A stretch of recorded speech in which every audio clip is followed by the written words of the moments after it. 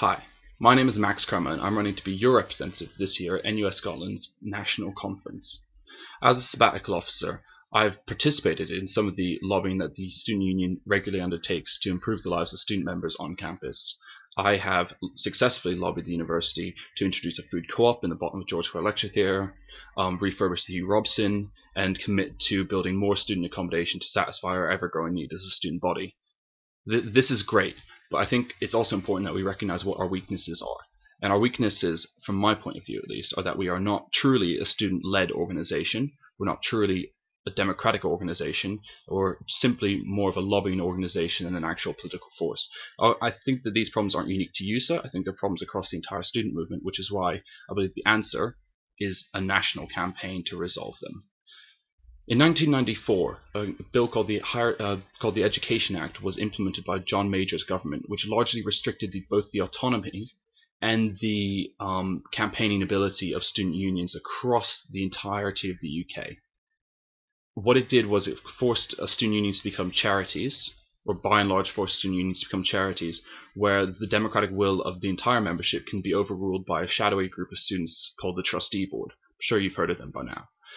We've seen this time and time again, and what it means is that our student union isn't truly led by our democratic structures, but rather led by our governance structures. I think that these should be one and the same. I think that our student union should be led from the bottom up by our membership in a democratic fashion.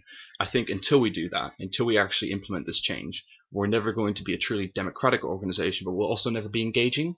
Currently, about 25% of the student body vote in USA elections, and there are some reasons why they don't, right or wrong, but I think ultimately when students feel that their participation really matters, when they can have an absolute definitive say in what happens, they're far more likely to get engaged. I also think that when we restrict ourselves to lobbying, we restrict ourselves to only asking for things which the university wants to give us. When the tripling of tuition fees was passed in England, lobbying didn't work. The student movement found out that business as usual, politely asking for things, wasn't going to happen if the people in charge didn't want to give us what we were asking for. It was only through sustained mass mobilization in the streets of London that this bill was effectively challenged and almost defeated. While obviously that failed, it actually secured free education for Scottish students up here. I think this lesson is important to take away. Until we are truly autonomous organizations who have the political power to stand up and argue for what we believe in, and really make the case we'll never be equal partners in the creation of our student experience. So I'm asking that you do vote for me and that you do support this campaign. I think it's important that our student union becomes more than just the sum of its parts, which is 30,000 students who aren't largely engaged, but actually an organization which can effectively represent its membership, can effectively not only represent them, but bring them into the campaigns and make them a part of it. So please do take the time to vote for me, but also do look at the other candidates. I remind you that there are 7 seats, so please do preference as many people as you like. Thank you very much. Goodbye.